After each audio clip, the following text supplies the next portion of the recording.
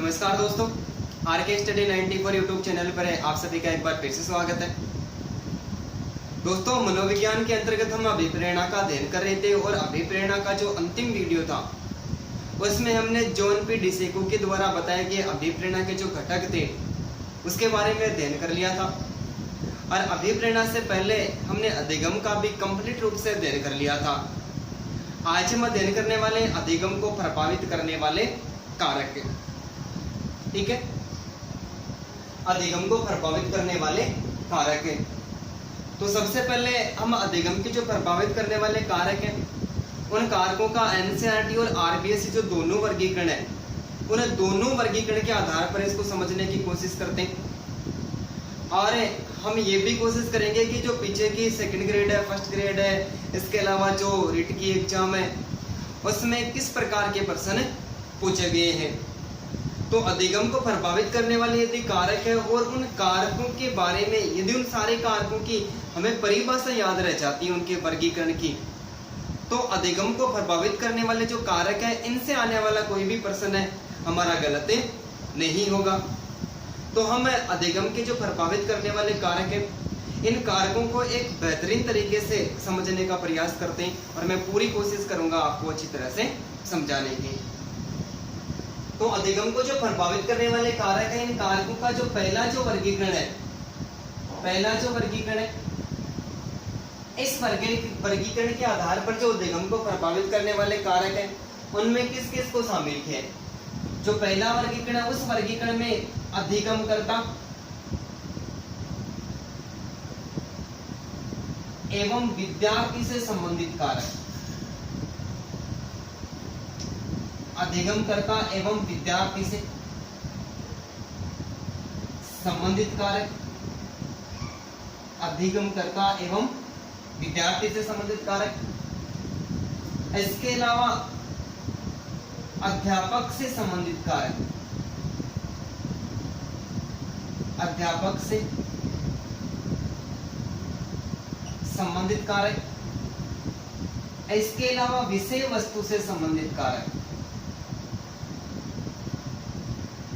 विषय वस्तु से संबंधित कारक। और चौथा जो वर्गीकरण है वो है अनुक्रिया से संबंधित कारक,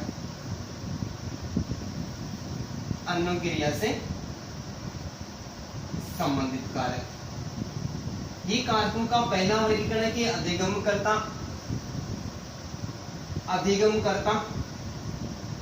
एवं विद्यार्थी से संबंधित कारक, अध्यापक से संबंधित कारक, विषय वस्तु से संबंधित कारक और इसके अलावा अनुक्रिया से संबंधित जो कारक है। जो पहला वर्गीकरण है उसमें कारकों को 4 भागों में विभाजित किया। इसके अलावा इस अधिगम प्रक्रिया को जो प्रभावित करने वाले दूसरा जो वर्गीकरण है, इस दूसरे वर्गीकरण की हम बात करें तो इस दूसरे वर्गीकरण में जो सबसे पहला कारक है वो है शारीरिक एवं व्यक्तिगत कारक, शारीरिक एवं व्यक्तिगत कारक, शारीरिक एवं व्यक्तिगत कारक। इसके अलावा दूसरा जो कारक है वो है मनोवैज्ञानिक कारक। कौन से कारक? मनोवैज्ञानिक कारक। और अधिगम प्रक्रिया को प्रभावित करने वाला जो तीसरा कारक है इसमें शामिल किया बाह्य कारक या अन्य कारक, बाह्य कारक या फिर अन्य कारक। और बाह्य कारकों के अंतर्गत सामाजिक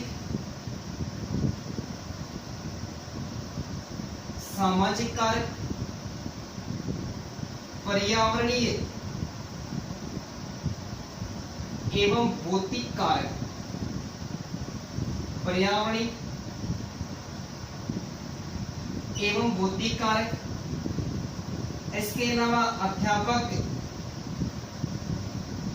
एवं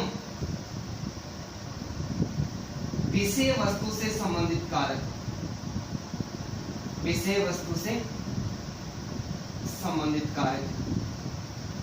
इन कारकों को किसमें शामिल किया है? अन्य कारकों में। तो एक जो वर्गीकरण है ये आरबीसी के अनुसार जो वर्गीकरण है उसमें तो अधिगम की प्रक्रिया है, आरबीसी अर्थात बीएससीआर, बोर्ड ऑफ सेकेंडरी एजुकेशन, ठीक है। उसमें तो जो कारकों का वर्गीकरण है वो 4 आधारों पर किया है: अधिगम, कर्ता एवं विद्यार्थी संबंधित कारक, अध्यापक से संबंधित कारक, विषय वस्तु से संबंधित कारक और अनुक्रिया से संबंधित कारक है। जो अन्य वर्गीकरण है वो एनसीईआरटी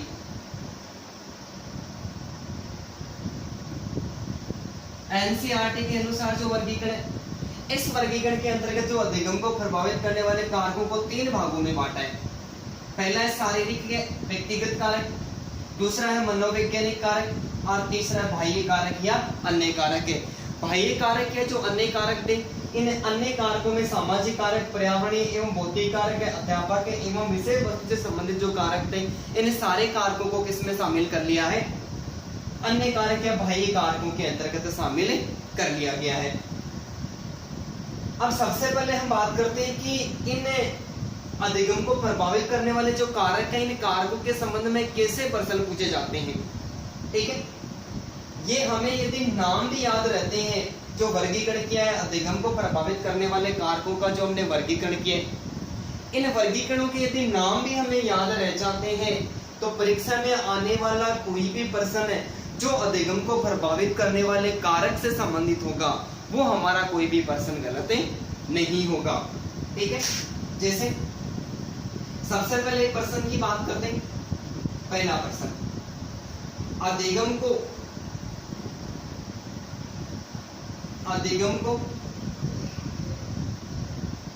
प्रभावित करने वाला, अधिगम को प्रभावित करने वाला पर्यावरणीय कारक कौन सा है? अधिगम को प्रभावित करने वाला पर्यावरणीय कारक कौन सा है? ये जो प्रश्न है, ये प्रश्न बायोलॉजी फर्स्ट ग्रेड 2013 की एग्जाम में पूछा गया था कि अधिगम को प्रभावित करने वाला पर्यावरणीय कारक कौन सा है। विकल्प की बात करें तो विकल्प में दे रखा था मानसिक स्तर, मानसिक स्तर के साथ में दे रखा था थकावट। तीसरा जो विकल्प था वो था सामाजिक परिवेश,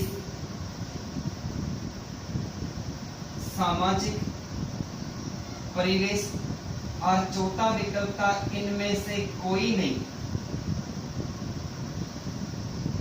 इनमें से कोई नहीं। एक प्रश्न पूछा गया बायोलॉजी फर्स्ट ग्रेड 2013 की एग्जाम की, अधिगम को प्रभावित करने वाला पर्यावरणीय कारक यानी वातावरण से संबंधित कारक, या फिर इसको भौतिक कारक या फिर पर्यावरणीय कारक या फिर सामाजिक कारक कह सकते हैं। इसके अलावा एक प्रश्न और पूछा गया, अधिगम को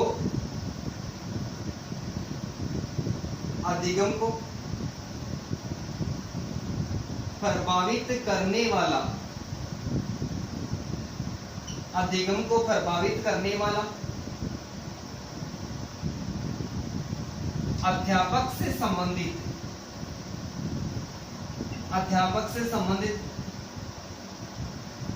कारक है, ठीक है। अधिगम को प्रभावित करने वाला, अब यहाँ पर किससे संबंधित पूछा है? अध्यापक से संबंधित कारक है। यहाँ पर पूछा है पर्यावरणीय कारक है। इसमें विकल्प की बात करें तो विकल्प था इच्छा शक्ति, दूसरा विकल्प में था अभ्यास, इच्छा शक्ति के साथ में अभ्यास के साथ में प्रस्तुतिकरण, और चौथा था कल्पना, प्रस्तुतिकरण और कल्पना।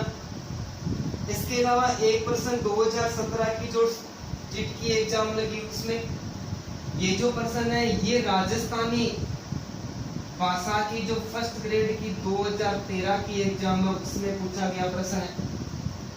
और एक और प्रश्न है कि अधिगम को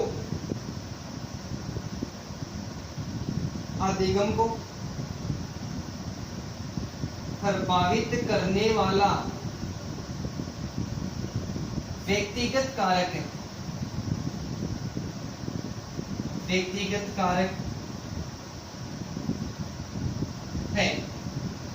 ये जो प्रश्न है ये रिट और फर्स्ट ग्रेड की दोनों की एग्जाम में पूछा गया है। ठीक है, रिट में भी पूछा गया और रिट के साथ में फर्स्ट ग्रेड में भी पूछा गया कि अधिगम को प्रभावित करने वाला व्यक्तिगत कारक है। इसमें जो विकल्पता संचार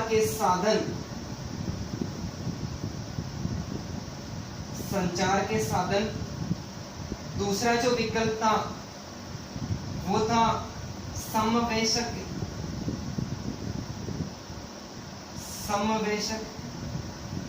समूह, तीसरा जो विकल्प था वो था परिपक्वता व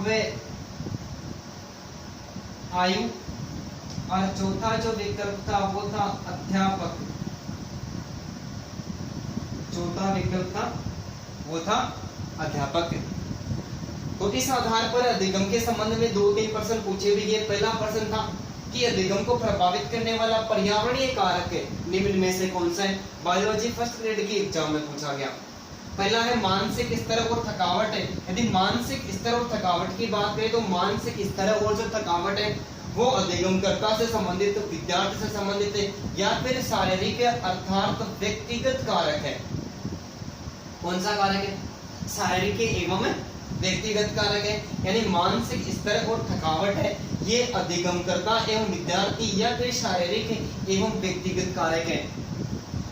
चौथा कोई विकल्प था कि इनमें से कोई नहीं, लेकिन तीसरा विकल्प था सामाजिक परिवेश यानी सामाजिक वातावरण। सामाजिक वातावरण का संबंध किससे? भौतिक या पर्यावरणीय कारक या फिर सामाजिक कारक से होता है। किससे होता है? सामाजिक कारक से होता है। तो अब हमें यहाँ पर प्रभावित करने वाले जो कारकों का वर्गीकरण था, यदि इनका नाम याद है तो यदि हम थोड़ा सा सोच विचार करते हैं, सोच विचार करने के बाद में ऐसे प्रश्न को आसानी के साथ में सोल्व किया जा सकता है। दूसरा प्रश्न पूछा था कि अधिगम को प्रभावित करने वाला अध्यापक से संबंधित कारक कौन सा है? कौन सा? अध्यापक से संबंधित। इच्छा शक्ति और अभ्यास की बात करें तो इच्छा शक्ति है, अभ्यास है, और अभ्यास के अलावा जो कल्पना है, इच्छा शक्ति, अभ्यास और कल्पना है, इनकी बात करें तो ये शारीरिक एवं व्यक्तिगत कारक है। शारीरिक एवं व्यक्तिगत कारक है, या फिर अधिगम कर्ता एवं विद्यार्थी से संबंधित कारक है। यदि अध्यापक से संबंधित कोई कारक होगा तो वो व्यक्तित्व, और व्यक्तित्व के साथ में अध्यापक का जो व्यक्तित्व का प्रभाव होगा, या फिर कक्षा प्रभाव होगा, कक्षा में अनुशासन का प्रभाव होगा, या फिर विषय वस्तु का जो प्रस्तुतिकरण है वो होगा, या फिर अध्यापक में जो संप्रेषण की योग्यता किस प्रकार की है, ऐसे अध्यापक से संबंधित कारक होते हैं। तो जो इच्छा शक्ति है, अभ्यास है और कल्पना है, ये अधिगमकर्ता से संबंधित है, विद्यार्थी से संबंधित कारक है। तो यहाँ पर विषय वस्तु का जो प्रस्तुतिकरण है वो किसके द्वारा किया जाता है? वो अध्यापक के द्वारा किया जाता है। तो अधिगम को प्रभावित करने वाला कारक में कौन सा विकल्प सही माना गया? प्रस्तुतिकरण को सही माना गया। एक और प्रश्न पूछा गया कि अधिगम को प्रभावित करने वाला व्यक्तिगत कारक कौन सा? एक व्यक्ति से संबंधित है, एक अधिगमकर्ता से संबंधित, या फिर एक विद्यार्थी से संबंधित है, या फिर वो शारीरिक कारक है, कौन सा है? किसी भी प्रश्न को हमारे पास में वो घुमा फिरा के दे सकता है। तो अधिगम को प्रभावित करने वाला कैसा कारक पूछा है हमें? व्यक्तिगत कारक पूछा है। संचार के साधन है, ये अन्य कारकों के अंतर्गत शामिल किए जाते हैं। समवेशक समूह की बात करें तो समवेशक समूह यानी समान उम्र के जो बालकों का समूह होता है वो किसके? सामाजिक कारकों के अंतर्गत आता है। इसके अलावा जो परिपक्वता और आयु है, ये परिपक्वता और आयु है, ये एक व्यक्ति के व्यक्तिगत कारक होती है। और अध्यापक है तो अध्यापक से संबंधित कारक, ये तो वर्गीकरण एकदम से अलग होता है। तो अधिगम को प्रभावित करने वाला व्यक्तिगत कारक कौन सा है? एक तो व्यक्ति की परिपक्वता और एक आयु। व्यक्ति की आयु और परिपक्वता होता है, इसको भी ये भी क्या करते हैं, अधिगम की प्रक्रिया को प्रभावित करते हैं। जब हम विस्तार से पढ़ेंगे तब इनके बारे में भी अध्ययन करेंगे। तो दोस्तों ये अधिगम को प्रभावित करने वाले जो कारक हैं, इन कारकों से संबंध में ये प्रश्न पूछेंगे और इन प्रश्नों को देखकर ऐसा अंदाजा लगाया जा सकता है कि जो विद्यार्थी होते हैं और वो बिना सोचे समझे ही विकल्प का चयन कर लेते हैं, उनका प्रश्न 100% गलत ही होता है। बाकी जो वर्गीकरण है, इस वर्गीकरण को यदि थोड़ा सा भी सोच विचार कर लिया तो मेरा ऐसा मानना है किसी भी प्रकार का कोई प्रश्न गलत नहीं होगा। और अब हम क्या करेंगे, इन्हीं प्रश्नों को ध्यान में रखते हुए, ये जो पहले प्रश्न पूछे गए, इन प्रश्नों को ध्यान में रखते हुए जो वर्गीकरण है अधिगम को प्रभावित करने वाले कारकों का, उनका हम विस्तार से अध्ययन करेंगे। आप एक बार इनका स्क्रीनशॉट ले लें।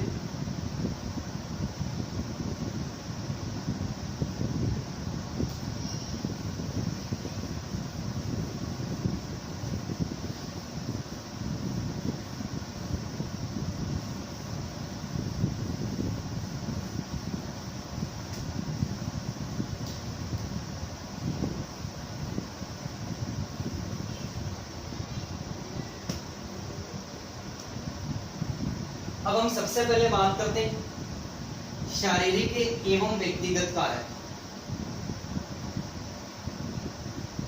शारीरिक एवं व्यक्तिगत कारक। शारीरिक एवं व्यक्तिगत कारक, या फिर कहते हैं कि अधिगमकर्ता एवं विद्यार्थी से संबंधित कारक। विद्यार्थी से संबंधित कारक, ठीक है। शारीरिक एवं व्यक्तिगत कारक या फिर अधिगमकर्ता एवं विद्यार्थी से संबंधित कारक। शारीरिक कारकों की बात करें तो शारीरिक कारकों के अंतर्गत, किनके अंतर्गत, जो शारीरिक कारक है, इन शारीरिक कारकों में जो सबसे पहला कारक है वो है ज्ञानेंद्रिय। सबसे पहला जो कारक है वो है ज्ञानेंद्रिय। ज्ञानेंद्रियों के अलावा है शारीरिक एवं मानसिक स्वास्थ्य। शारीरिक एवं मानसिक स्वास्थ्य। शारीरिक एवं जो मानसिक स्वास्थ्य है, इसके अंतर्गत है एक व्यक्ति का जो स्वास्थ्य के साथ में व्यक्ति की जो आयु और आयु के साथ में लिंग यानी यौन को शामिल किया। स्वास्थ्य, आयु और जो यौन है, ये भी किससे कारक है, ये भी शारीरिक कारक है। और इनके अलावा जो एक और कारक है वो है परिपक्वता। वो क्या है, परिपक्वता। तो रिट में और फर्स्ट ग्रेड में एक प्रश्न इन्हीं में से पूछ लिया कि व्यक्तिगत कारक कौन सा है, और विकल्प में दे रखा था परिपक्वता और आयु। तो सबसे पहले हम बात करते हैं कि ज्ञानेंद्रियां, क्या ज्ञानेंद्रियां भी अधिगम की प्रक्रिया को प्रभावित करती है क्या? ज्ञानेंद्रियां भी अधिगम की प्रक्रिया को पूरी तरह से प्रभावित करती है। ज्ञानेंद्रियों की बात करते हैं, ज्ञानेंद्रियां 5 मानी जाती है।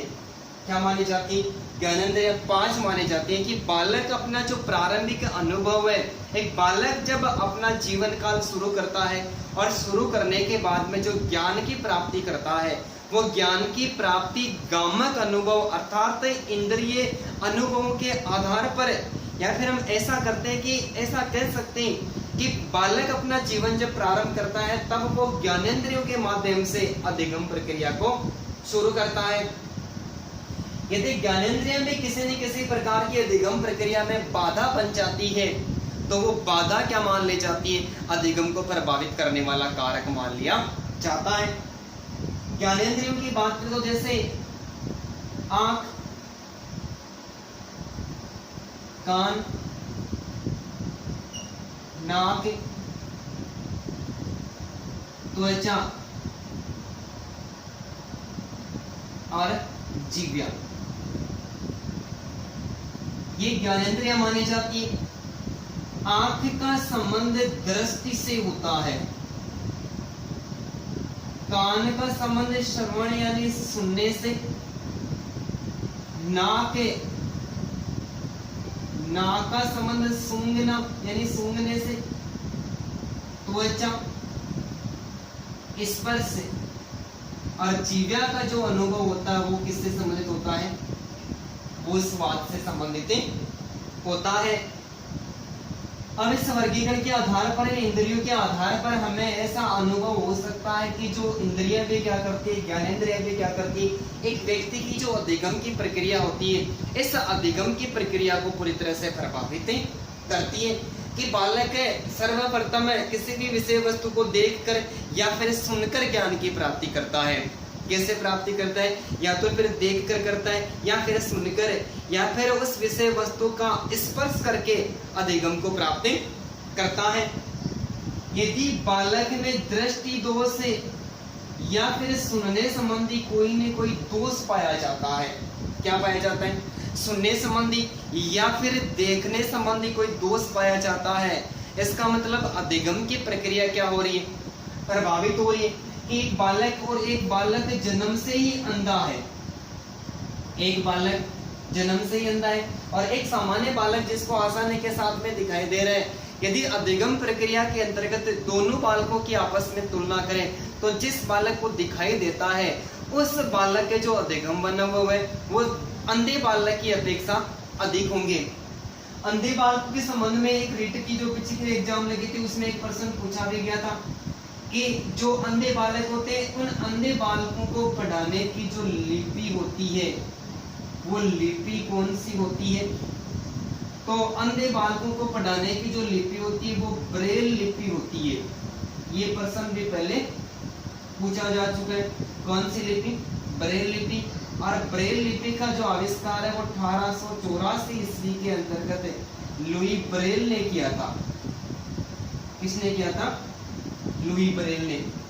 तो एक अंधा बालक है और जिसमें दृष्टि दोष है, ऐसे बालकों को ब्रेल लिपि के द्वारा पढ़ाया जा रहा है। तो अधिगम की प्रक्रिया वो आगे तो बढ़ रही है लेकिन धीरे धीरे आगे बढ़ रही है। और एक सामान्य श्रेणी का एक ऐसा बालक है जिसको आसानी के साथ में दिखाई दे रहा है, वो बालक है इस अंधे बालक से जो दृष्टि दोष जिस बालक में, उस बालक से कई गुना आगे निकले जाता है।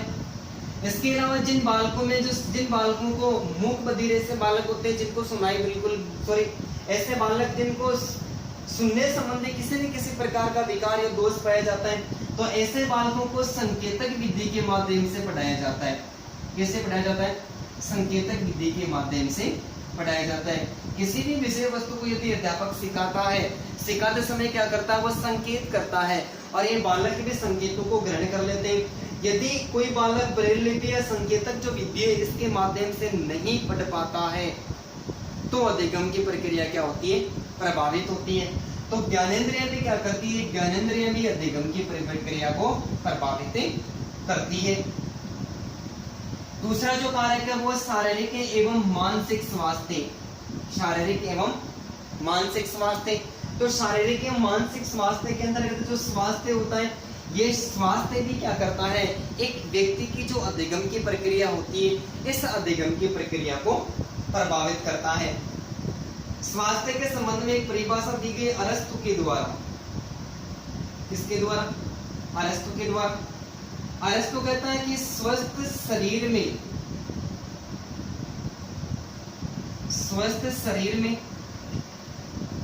स्वस्थ मस्तिष्क निवास करता है। स्वस्थ शरीर में स्वस्थ मस्तिष्क क्या करता है, निवास करता है। यह परिभाषा किसके द्वारा दी गई, अरस्तु के द्वारा। इस स्वस्थ शरीर में स्वस्थ मस्तिष्क निवास करता है। यदि व्यक्ति रोगग्रस्त नहीं है, एक सामान्य श्रेणी का बालक और एक रोगग्रस्त जो बालक होते हैं, इन दोनों बालकों की तुलना करें तो जो बालक स्वस्थ होता है वो स्वस्थ बालक में जो अधिगम की प्रक्रिया होती है रोगग्रस्त बालक से कई गुना अधिक होती है। तो ये परिभाषा स्वार्ज के द्वारा दी गई। किसके द्वारा, स्वार्ज। और स्वार्ज ने 1977 ईस्वी में एक परिभाषा दी स्वास्थ्य के संबंध में। किसके संबंध में? स्वास्थ्य के संबंध में एक परिभाषा किसके द्वारा दी गई? स्वास्थ्य के संबंध में दी गई। इस स्वास्थ्य ने 1977 में परिभाषित किया स्वास्थ्य को कि सामान्य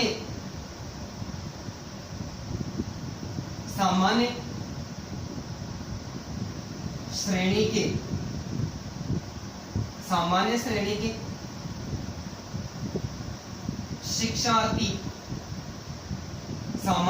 के शिक्षार्थी की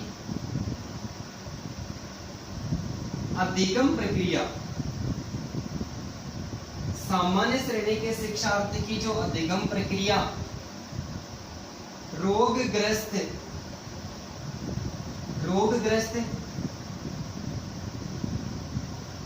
शिक्षार्थी से अधिक होती है, रोगग्रस्त शिक्षार्थी से अधिक होती है, रोगग्रस्त शिक्षार्थी से क्या होती है? अधिक होती है। स्वास्थ्य के संबंध में पहली परिभाषा अरिस्तु के द्वारा दी गई। अरिस्तु ने स्वीकार किया कि स्वस्थ शरीर में स्वस्थ मस्तिष्क निवास करता है। यदि व्यक्ति का शरीर स्वस्थ है तो दिमाग भी कैसा रहेगा? एकदम से स्वस्थ रहेगा। और स्वस्थ दिमाग रहेगा तो अधिगम प्रक्रिया भी क्या होगी? अधिक से अधिक होगी। स्वास्थ्य ने 1970 में परिभाषा दी कि सामान्य श्रेणी के जो शिक्षार्थी होते हैं, जो किसी भी रोग से ग्रस्त नहीं होते, तो सामान्य श्रेणी के जो शिक्षार्थी होते हैं उनकी जो अधिगम प्रक्रिया है वो रोगग्रस्त शिक्षार्थियों से कैसी होती है? अधिक होती है। एक कक्षा के अंतर्गत अनेक सारे विद्यार्थी होते हैं और अनेक सारे विद्यार्थियों में कुछ विद्यार्थी ऐसे होते हैं जो तनाव, चिंता,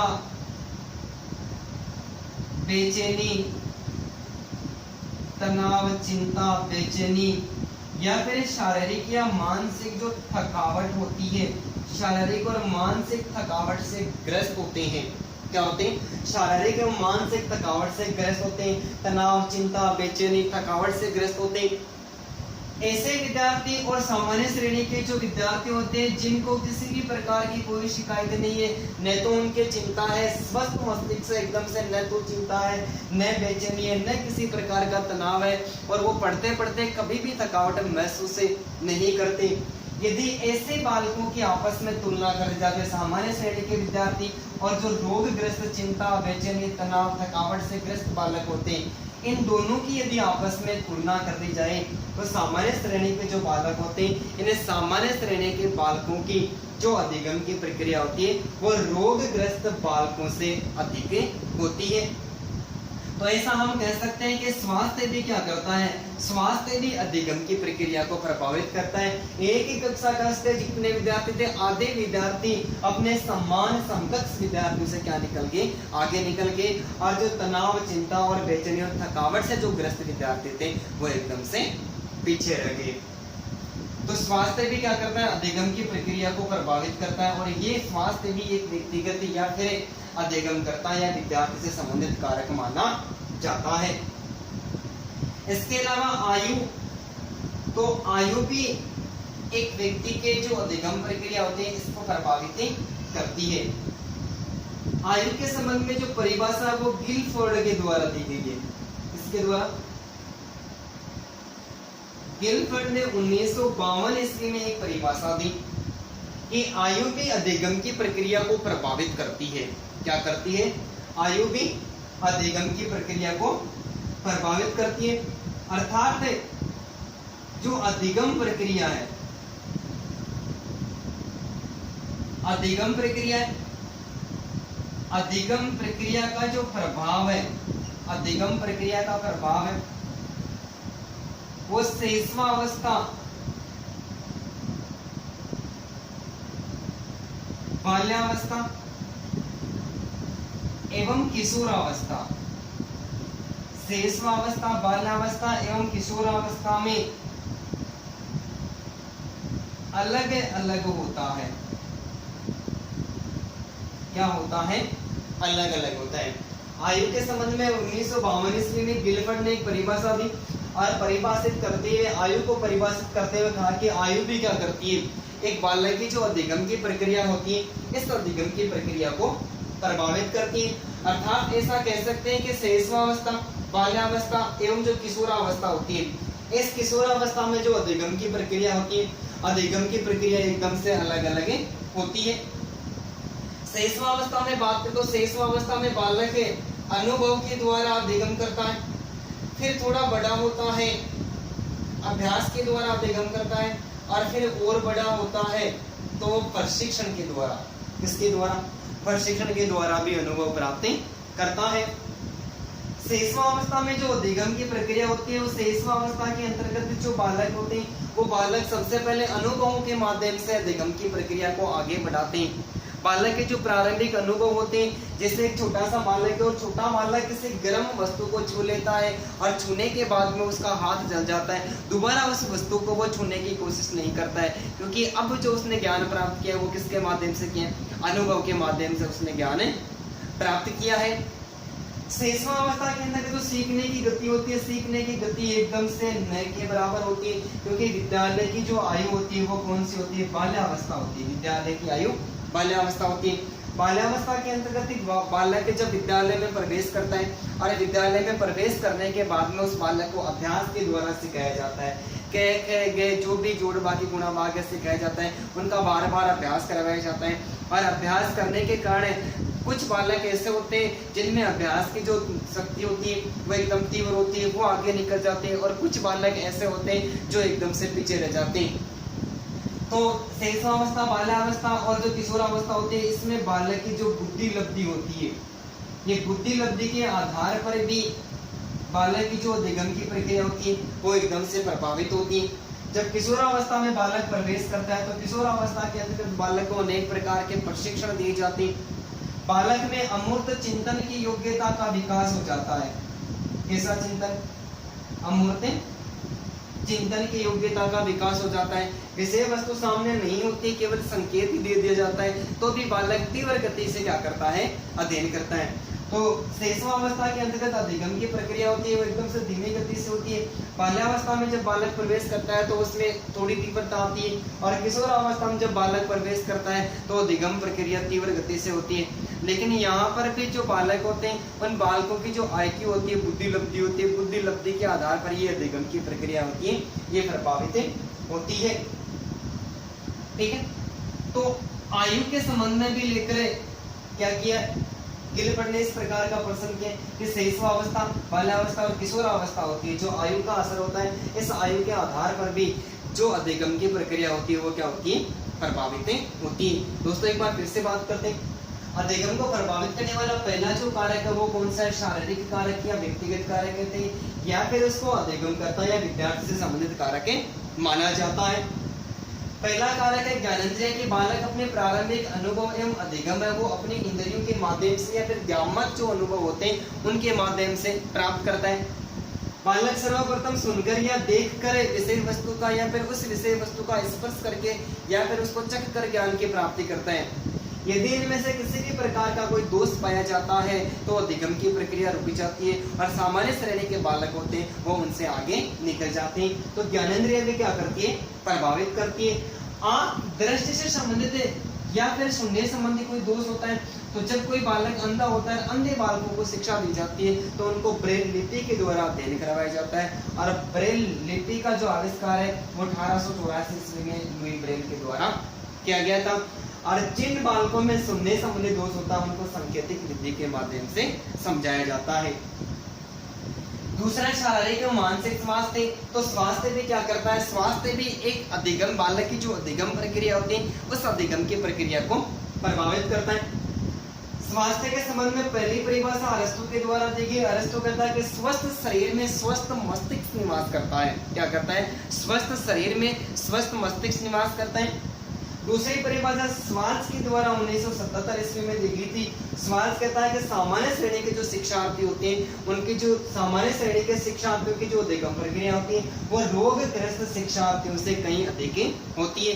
कि सामान्य श्रेणी के एकदम से स्वस्थ बालक और अस्वस्थ बालक दोनों की तुलना करें तो जो सामान्य श्रेणी के स्वस्थ बालक होते हैं उनकी जो अधिगम प्रक्रिया होती है, जो चिंता, बेचैनी या फिर तनाव और थकावट से ग्रस्त कोई बालक है उनसे एकदम अधिक होती है। आयु के संबंध में 1952 ईस्वी में परिभाषा गिलफोर्ड के द्वारा दी गई। गिलफोर्ड कहता है कि आयु भी क्या करती है, एक व्यक्ति की जो अधिगम प्रक्रिया होती है उसको प्रभावित करती है। तो ऐसा कह सकते हैं कि शैशवावस्था, बाल्यावस्था और किशोरावस्था होती है। इन तीनों प्रकार की अवस्थाओं के अंतर्गत जो अधिगम की प्रक्रिया होती है, ये अधिगम की प्रक्रिया एकदम अलग अलग चलती है। तो एक बार आप इसका स्क्रीनशॉट ले लें।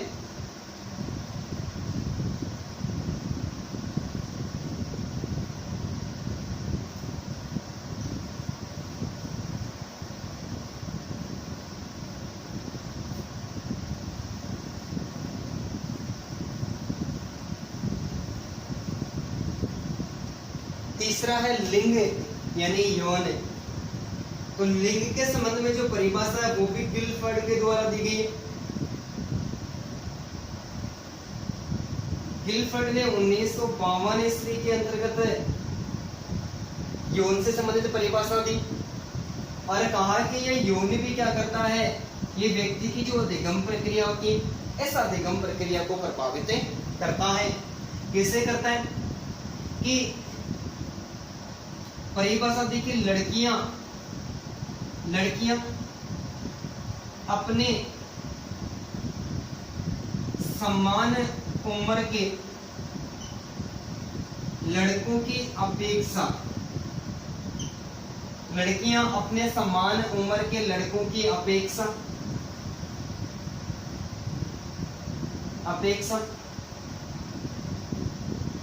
किसी भी विषय वस्तु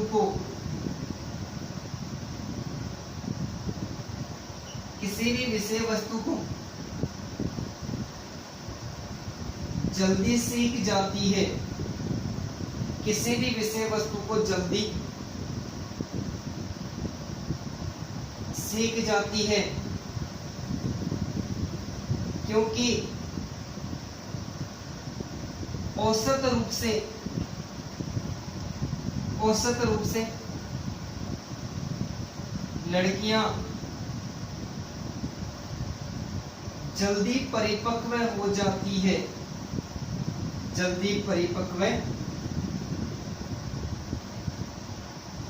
है, तो यौन के संबंध में जो परिभाषा है वो किसके द्वारा दी गई, गिलफोर्ड के द्वारा दी गई। और गिलफोर्ड ने स्वीकार किया कि लड़कियां अपने समान उम्र के जो लड़के होते उन लड़कों की अपेक्षा किसी भी विषय वस्तु को जल्दी सीख लेती है, क्योंकि औसत रूप से लड़कियां जल्दी परिपक्व हो जाती है। औसत रूप से लड़कियां होती है वो जल्दी परिपक्व हो जाती है। यदि मनोवैज्ञानिक तथ्यों की बात करें तो मनोवैज्ञानिक तथ्यों के आधार पर जो लड़कियों में परिपक्व अवस्था होती है, किशोरावस्था होती है, वो 9 से 12 वर्ष की आयु में 9 वर्ष की आयु में शुरू हो जाती है। और बालकों में जो ये किशोरावस्था है ये 12 वर्ष के बाद में शुरू होती है। इस अवस्था को लेकर सेकंड ग्रेड में एक विकास से संबंधित प्रश्न भी पूछा जा चुका है। प्रश्न पूछा गया था 9 से 12 वर्ष की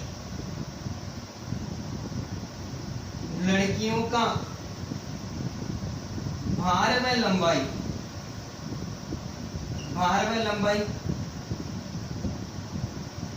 लड़कों की अपेक्षा होती है। प्रश्न पूछा था कि 9 से 12 वर्ष की लड़कियों का भार व लंबाई लड़कों की अपेक्षा होती है तो कम होती है या फिर अधिक होती है, समान होती है या फिर सभी। तो ये सेकंड ग्रेड में प्रश्न पूछा जा चुका है। और ये 9 से 12 वर्ष की आयु में जो लड़कियों का भार व लंबाई होती है वो लड़कों से अधिक होती है। इसका मतलब ये जल्दी परिपक्व हो जाती है। इस बात को भी स्वीकार कौन करता है, गिलफोर्ड स्वीकार करता है कि लड़कियां अपने समान उम्र के लड़कों की अपेक्षा किसी भी विषय वस्तु को जल्दी सीख लेते हैं, क्योंकि औसत रूप से लड़कियां जल्दी परिपक्व हो जाती है। और ये बात है जो वर्तमान में जो थोड़े दिन पहले 10वीं क्लास और 12वीं में जो साइंस वर्ग है, वाणिज्य वर्ग और कला वर्ग का जो रिजल्ट है उसमें देखा गया कि जो 10वीं और 10वीं के अलावा जो 12वीं का रिजल्ट है उन 12वीं के रिजल्ट की तुलना करें तो हर रिजल्ट के अंतर्गत जो औसत प्रतिशत है वो पास होने में लड़कियों का ज्यादा रहा है। किनका ज्यादा रहा है? लड़कियों का ज्यादा रहा है। तो ये लिंग भी क्या करता है, ये अधिगम की प्रक्रिया को प्रभावित करता है। इसके अलावा जो परिपक्वता, ये परिपक्वता भी अधिगम की प्रक्रिया को प्रभावित करती है कि अधिगम की जो प्रक्रिया होती है, अधिगम की जो प्रक्रिया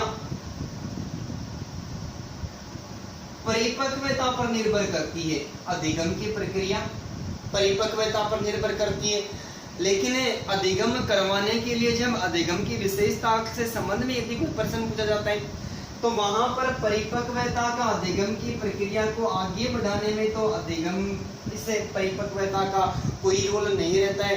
परिपक्वता के आधार पर व्यक्ति के अंतर्गत अपेक्षित व्यवहारगत परिवर्तन नहीं होते हैं। परिपक्वता के आधार पर व्यक्ति में अपेक्षित व्यवहारगत परिवर्तन तो नहीं होते, लेकिन जो अधिगम की प्रक्रिया है, ये अधिगम की प्रक्रिया इस परिपक्वता पर निर्भर करती है, अर्थात परिपक्वता अधिगम की प्रक्रिया को प्रभावित करती है। क्या करती है? अधिगम की प्रक्रिया को प्रभावित करती है।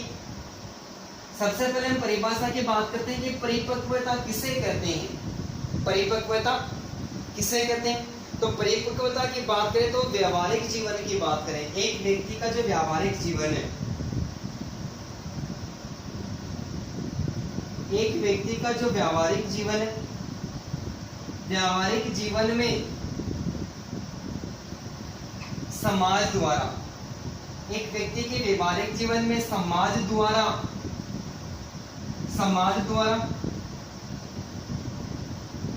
अनेक अपेक्षाएं की जाती है। समाज द्वारा अनेक अपेक्षाएं की जाती है। व्यक्ति उन अपेक्षाओं के अनुरूप, व्यक्ति उन अपेक्षाओं के अनुरूप व्यवहार करता है। व्यक्ति